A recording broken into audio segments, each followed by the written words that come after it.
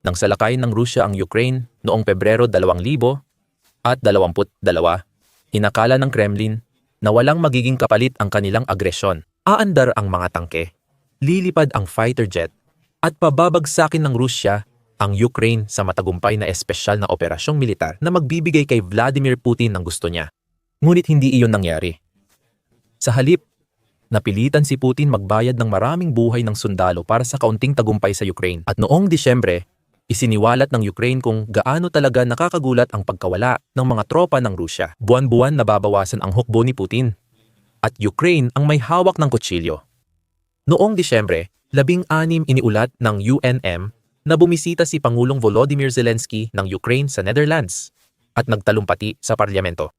Malaking bahagi ng talumpati ay tungkol sa digmaan sa Ukraine na nagbunyag na mabilis mawalan ng sundalo ang militar ng Russia. Si Putin ay naniniwala lang sa kapangyarihan at pera, hindi sa mga tao. Bawat buwan, ginagastos niya ang buhay ng halos 3,000 at 1,000 sundalo sa harapan. Hindi nasugatan, kundi napapatay, ayon kay Zelensky sa parlamento ng Netherlands. Sa isang buwan, 25,000 Ruso ang napatay. Sa isa pa, 31,000. May drone videos kami na nagpapatunay nito. Kung tama ang bilang, nawawalan ang Russia ng halos 300 at 60,000 sundalo bawat taon.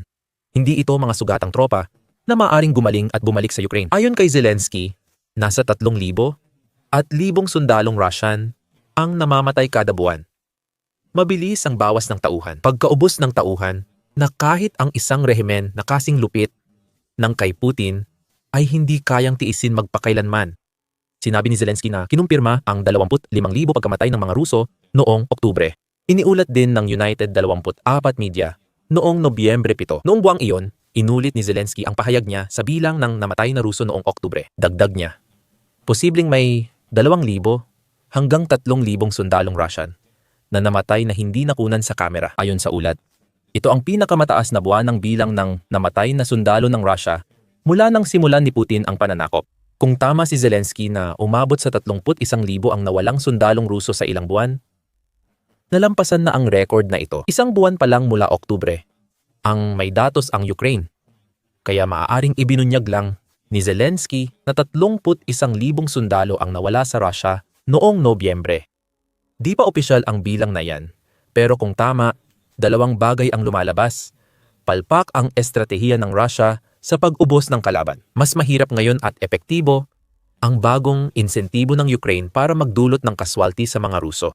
Pag-uusapan natin mamaya ang paraan ng Russia sa digmaan at anong sinasabi nito tungkol kay Putin. Gayunpaman, ang incentive program na naging sanhi ng pagkumpirma ng maraming pagkamatay ng mga Ruso ay isang bagong taktika ng Ukraine na dapat pansinin. Noong Nobyembre, 7 nang kinumpirma ni Zelensky ang 25,000 namatay na Ruso, may mga ulat na nagsabing parang laro ang estratehiya ng Ukraine sa drone warfare. Para sa konteksto, ang gamification ay tumutukoy sa pagsasama ng mga konseptong karaniwang ginagamit sa mga video game sa mga proseso na hindi naman talaga kaugnay ng laro. Isipin mo ang online leaderboard at puntos na pwedeng ipalit sa premyo. Ganun ang ideya. Ang huli, ang tila ipinatupad ng Ukraine sa kanilang drone warfare. Ayon sa Canadian Broadcasting Corporation na nagbunyag na lumikha ang bansa ng tinatawag na Brave One market na ginagamit nila para gantimpalaan ang mga sundalo na nakakapatay gamit ang kanilang mga drone. Ang mga Ukrainian na sundalo sa marketplace na ito ay nakakakuha ng puntos sa bawat drone kill na kinumpirma. Sabi ng Canadian Broadcasting Corporation, 12 puntos ang nakukuha sa pagpatay ng sundalo at 40 puntos naman ang drone operative kapag nakasira ng tangke. Maaaring gamitin ang puntos sa Brave One market para bigyan ang mga sundalo ng Ukraine ng access sa iba pang teknolohiyang pangdepensa at makakuha pa ng dagdag na puntos. Kahit mukhang kakaiba, 400 drone units ng Ukraine ang kasalukuyang nagkakakompetensya para sa puntos sa buong programa. Nagkomento rin si Ministro ng Digital Transformation ng Ukraine, Mikhailo Fedorov, ukol sa sistema. Ayon sa The New York Times, tinutulungan kami nitong mapigilan ang kalaban. Kung nagbibigay ito ng motibasyon sa sundalo, susuportahan namin ito. May magtatanong sa moralidad ng sistemang ginagawang puntos ang buhay ng sundalo, ngunit hindi maitatanggi ang epekto nito. Ayon kay Zelensky, Nakakapatumba na ang Ukraine at ang 3,000 at libong sundalong Ruso bawat buwan. Malaki ang epekto nito sa pagtatanggol ng bansa sa teritoryong sinakop ng Russia. Habang gumagawa ang Ukraine ng mas malikhaing paraan laban sa militar ng Russia, mas simple ang dahilan kung bakit marami ang namamatay sa puwersa ni Putin. Walang pakialam si Putin sa buhay ng sundalo niya. Ayon sa mga komento ni Zelensky sa video kanina, direkta niya itong sinabi sa kanyang talumpati sa parlamento ng Netherlands. Laging madugo ang mga atake ng Ruso, pero walang pakialam si Putin. Hindi binibilang ng mga Ruso ang namatay nila, pero binibilang nila ang bawat dolyar at euro na nawawala, ayon kay Zelensky. Sa madaling salita, hindi tinuturing ni Putin na tao ang libu-libong patay na Ruso. Nadugo niya ang dahilan. Sila ay mga yamang maaring gastusin, tulad ng kagamitang militar. Hindi lang si Zelensky ang may ganoong paniniwala. Mahigit 1 taon bago niya isiwalat ang bilang ng namatay na Ruso, tinawag ng Belsat News outlet ang digmaan sa Ukraine, na digmaan ng mga taong isinasakripisyo, at tinanong kung bakit tila handang mamatay ang maraming Ruso para sa layunin ni Putin. Bahagi ng dahilan, ayon sa outlet, ay marami sa mga pumipirma ng kontrata para pumasok sa Ukraine ay nagmumula sa maraming mahihirap na lugar ng Rusya dahil hindi nabibigyan ng parehong pag-aalaga at pamumuhunan gaya ng Moscow o St. Petersburg. Maraming etnikong minorya ang pinapirma sa pangakong mataas na sweldo. Ayon kay Belsat, madalas ang ikalawang uri ng tauhan ang pinapadala sa harap para mamatay. Walang gaanong pagbabago noon, at ito ay sinadya. Ang Russia ay kadalasang gumagamit ng attrition sa digmaan dahil umaasa ang kanilang doktrina na matatagalan nila ang kalaban sa tagal ng laban. Sa Ukraine, nakita natin ang kawalang pakialam ni Putin sa buhay ng tao na itinuro ni Zelensky. Ganoon din ang sinabi ng isang lalaking nagngangalang Alexander Boroday. Hindi siya ordinaryong Ruso, isang deputy ng State Duma noong Nobyembre 2024. Dati ring siya ang taong pinagkatiwalaan ni Putin na maging puppet leader ng Donetsk People's Republic na pabor sa Russia. At mayroon siyang mga nakakaintrigang sinabi tungkol sa pananaw ni Putin sa mga taong ipinapadala niya sa Ukraine. Ang mga sundalo ay parang karne lang binibili. Sa tingin ng nakasuot ng Amerikana, wala silang halaga sa lipunan. Kadalasan, matatanda na sila at hindi na produktibong miyembro ng lipunan. Paliwanag ni Boroday. Binanggit din niyang karamihan sa ipinapadala ng Russia sa Ukraine ay tumutugma sa profile ng mga taong madaling isakripisyo ayon kay Maxim Gorky. Nagpatuloy si Boroday at nagdagdag pa, kung tutuusin, karamihan sa mga nagboboluntaryo dito ay mga taong madaling isakripisyo. Iyon ang kanilang pangunahing katangian. Kung madali silang palitan, pwede silang gamitin sa digmaan para mapagod ang kalaban. Di sinasadya ni Boroday na maging pampubliko ang mga komentong ito. Ibinunyag ito dahil sa isang recording na kumalat sa internet ng Russia, ayon sa Belsat. Gayunpaman, gawis sa sabi pa man, lubos na ipinapakita ng mga komentong ito kung paano tinitingnan ni Putin ang mga sundalo ng Russia at nakakatulong itong ipaliwanag kung bakit napakataas na ng bilang ng mga namatay mula sa kanilang bansa sa Ukraine. Para sa leader ng Russia, ang patay na sundalong Ruso ay hindi asawa, ama, kapatid o tao. Ang patay na sundalong iyon ay nangangahulugan ng isang kulang na Ukrainian drone o bala na maaaring gamitin para pigilan ang walang tigil na pag-atake ng Russia. Ang ganitong kabagsikan ay hindi isang pagkakamali sa estruktura ng militar ng Russia. Ito ay isang katangian. At ito ay hininihikayat pa nga sa pamamagitan ng matinding kawalang pakialam sa pinakamabuti na ipinapakita ng Russia sa mga sumasali para lumaban sa digmaan ni Putin. Sa isang artikulo noong Nobyembre, tinanong ng Deutsche Welle kung bakit hindi napipigilan ang marahas na kultura sa militar ng Russia. Hindi lang mga sundalo at sibilyan ng Ukraine ang pinapatawan ng kabagsikang ito. Madalas ang mga sumasali para sa Russia ay nauuwi sa pagmamalupit, pagpapahirap o pagpatay. Ipinaliwanag ng outlet na ang mga opisyal ng Russia sa mababang ranggo ay maaaring pumili kung saan ide-deploy ang kanilang mga sundalo na nagbubukas ng posibilidad na ang mga opisyal na may personal na galit ay maghiganti. Ipinapadala ng mga opisyal ang kanilang mga sundalo sa mga lugar ng kamatayan bilang bahagi ng mga misyon na parang pagpapakamatay kung saan wala talagang inaasahang makabalik. Maaaring barilin ng sarili nilang mga kasamahan ang mga sundalo at pagkatapos ay ideklara silang napatay o nawawala sa aksyon. Lahat ng ito ay nagsisimula sa itaas. Sabi ni psychoanalyst Alina Putilovskaya sa Deutsche Welle, ang mga matataas na gumagawa ng karahasan ay nilalait din ng kanilang mga nakatataas. Halimbawa, ayon kay Putilovskaya, Binibigyan sila ng di makatotohanang utos at kulang sa mahahalagang supply ang kanilang unit. Ipinapakita ng mga matataas na opisyal ang imahe ng pagiging nakakataas, hindi matatalo at masagana sa publiko. Nakakatawang kabalintunaan ito. Gusto ng Russia na magmukhang di matatalo ang mga opisyal nila, kahit sila ang naguutos ng kamatayan ng napakaraming tauhan na di pa nangyari sa kasaysayan ng digmaan. Kung mukhang baliw ang lohika rito, tama ka. Lalo na para sa hindi taga-Kremlin dahil kahit ang simpleng lohika ay nagsasabi na ang isang sumasalakay na hukbo ay dapat subukang iligtas ang mas maraming sundalo hanggat maaari, kahit pa hindi alintana ni Putin ang kanyang mga sundalo. Mas kaunting namamatay, ibig sabihin mas malalakas ang atake sa Ukraine dahil hindi agad nauubos ng Russia ang kanilang mga veterano. Iba ang pananaw ni Putin. Para sa kanya, bawat tagumpay ng Russia sa Ukraine ay patunay na epektibo ang gusto niyang paraan. May saysay lang ito kung titingnan mo ang sundalo ng Russia tulad ni Putin. Yamang maaring gamitin, hindi mga taong mapapakinabangan. Dagdag pa, gaya ng nabanggit, desidido si Putin manatili kahit maraming namamatay. Dahil epektibo noon ang estratehiyang pag-ubos para sa Russia, pinagsama ng makabagong bersyon nito, ang pag-ubos at malawakang mobilisasyon. Panghuli, ito ay ang kakayahang magpadala ng maraming sundalo sa isang lugar upang sirain ang depensa doon.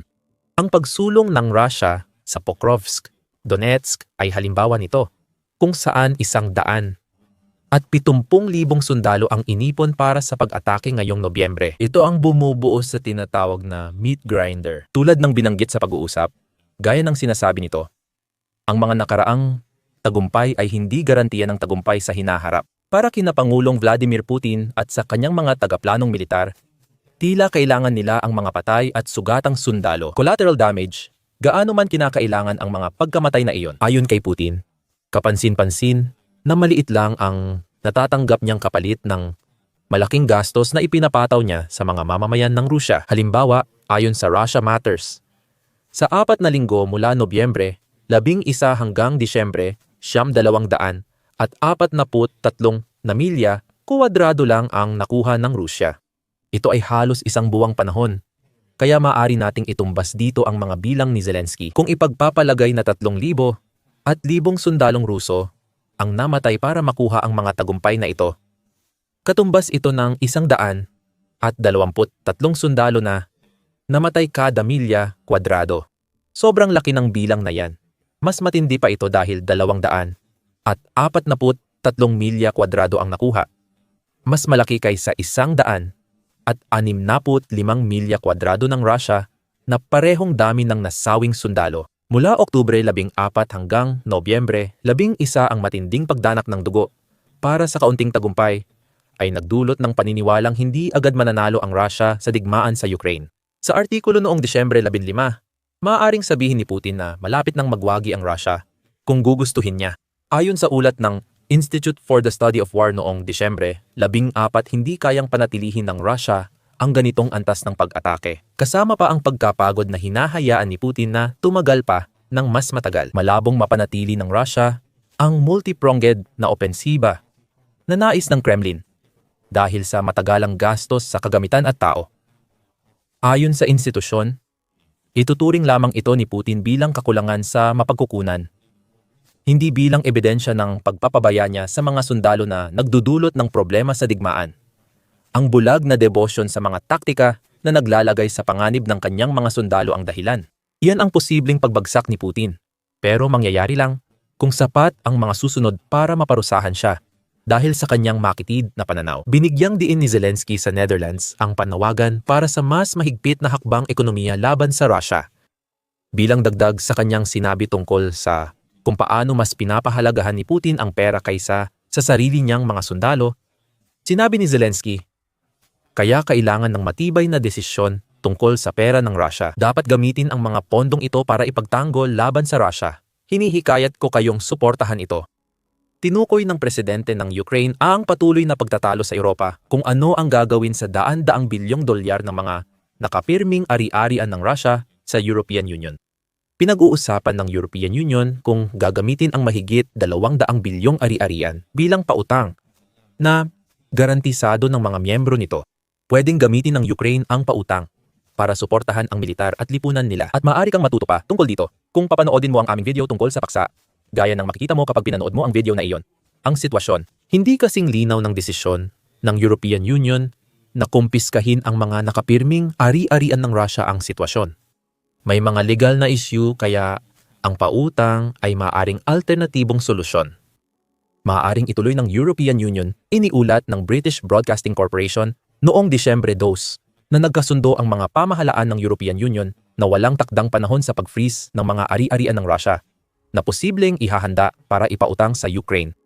Hindi natuwa ang Russia at nagbantang kukumpiskahin ang mga ari-arian ng mga pribadong Europeanong mamumuhunan bilang tugon.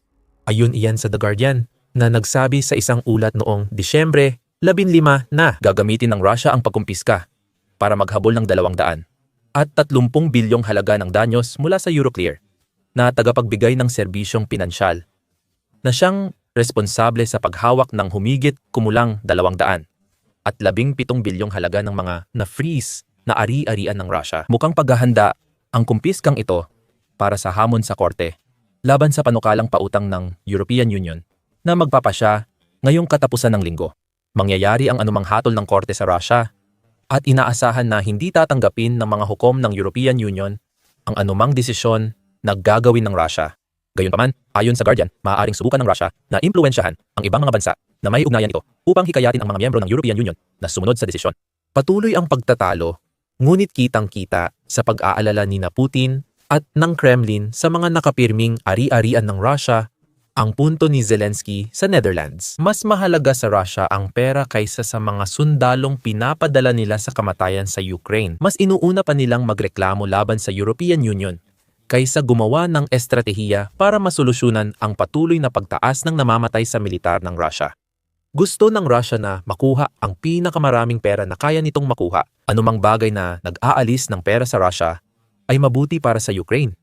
Dahil layunin nitong dahan-dahang pahinain ang ekonomiya ng Russia habang pinapatay ang napakaraming sundalo ng bansa. Balikan natin ang usapin ng mga namatay na sundalo. Lalong kitang-kita na hirap ang Russia palitan ang mga nawawalang sundalo nila. Hirap silang palitan ang mga nasawi gamit ang mga sundalo mula Russia mismo. Noong Nobyembre, iniulat ng Cable News Network na sobrang kulang ng Russia sa mga lokal na recruit. Kaya nagsimula silang gumamit ng mga taktika tulad ng panunuhol at panlilinlang para makakuha ng mga dayuhang mandirigma na pumirma ng kontrata para lumaban sa Ukraine. Hindi pa natin alam kung ilan ang mga dayuhang mandirigma na nasa loob ng Ukraine ngayon. Gayunpaman, tinataya ng Ukraine na nasa humigit kumulang 18,000 mula sa 100 at 28 bansa ang bilang. Nakabihag ang Ukraine ng halos 200 sundalo mula sa 37 bansa, maliban sa Russia, simula ng salakayin ni Putin. Kaya malinaw na may mga dayuhang sundalo sa Ukraine. Ibinunyag ng mga kwento mula sa mga sundalong iyon ang maruruming taktika na ginagamit ng Russia sa pagre-recruit sa kanila. Habang humihina ang lokal na pagre-recruit, nag-aalok ang Azer News ng isang kawili-wiling pananaw kung paano nilalapitan ng Russia ang lokal na pagre-recruit na isiniwalat na tinatrato nila ito na parang isang negosyo. Sa isang artikulo noong Disyembre 16 sinabi nito na ang pagre-recruit na ito ay lalo pang nagkaroon ng mga katangian ng isang modelo ng negosyo. Ang impormal na tagapamagitan ay kumikilos sa etnikong komunidad at binabayaran kada nare-recruit na tao. Ang pamamaraang ito ay tugma sa pananaw ni Putin na ang mga sundalo ay parang yaman na maaaring isakripisyo dahil ipinapakita ng pay for hiring na parang pinapalit lang niya ang pera para sa tao. Mga tao, ganyan naman talaga ang takbo ng kahit anong trabaho. Pero karamihan ng trabaho ay hindi nangangailangan ng bayad para lang mag-recruit. Mga pananggalang ba sa isang malupit na digmaan? Ayon sa outlet, maraming Russian recruiter ang nag-aalok ng maling impormasyon para lang kumita ng ruble. Kaya't nalilinlang ang mga nare-recruit tungkol sa trabahong gagawin sa Ukraine. Karamihan sa 3,000 at 1,000 namamatay kada buwan ay naakit dahil sa pangakong ligtas at support role lang ang trabaho hanggang sa biglang sumalubong ang realidad, parang bala sa ulo, nang itulak sila sa harap ng labanan. Gayunpaman, maaaring hindi na magtagal ang mga mapanlinlang na gawain na ito. Sabi ng Radio Free Europe, Radio Liberty, noong Oktubre, binabawasan na ng mga rehiyong pinagmumulan ng maraming sundalo sa Russia ang signing bonus. Perpektong halimbawa ang Samara bilang mga recruiter na inaasahang makakatanggap ng signing bonus na 36 na milyong rubles o 45,500 at 40. Simula 2,000 at 25,400 rubles o 5,000 na lang ang inaalok para sa kanilang lagda. Maaaring senyales ba ito na nauubusan na ng pera ang Russia na kailangan nila para patuloy na magpadala ng mga sundalo sa Ukraine? Kung totoo ito, lalong may saysay ang panawagan ni Zelensky sa Europa na higpitan pa ang pinansyal na pahirap sa Russia. Lalo na kung maubos ang perang umaakit sa maraming Ruso sa Ukraine. Susunod na ang pagpirma ng mga kontrata. Kung problema sa Russia ang dumadaming recruit, dapat lang ipagpatuloy ng Ukraine na ang pagpatay ng maraming sundalo ni Putin bawat buwan. May kailangang bumigay. At mukhang lalong malamang na ang bibigay ay ang kakayahan ng Russia na ipagpatuloy ang kanilang meat grinder na paraan. Nadala na ito sa digmaan. May mga palatandaan na may problema na ang Russia na buo ang napakalawak na frontline sa Ukraine na hindi kayang suportahan laban sa malalakas na atake at mahina ang depensa nito laban sa kontra-atake. Umaabot na kay Putin ang katotohanan sa digmaan habang bumabagsak na ang dominasyon ng Russia sa Ukraine ng mas mabilis kaysa sa mga puwersa niya sa frontline. Panoorin ang aming video at mag-subscribe sa The Military Show para sa iba pang talakayan tungkol sa pagkalugi ng Russia sa Ukraine. At salamat sa panonood.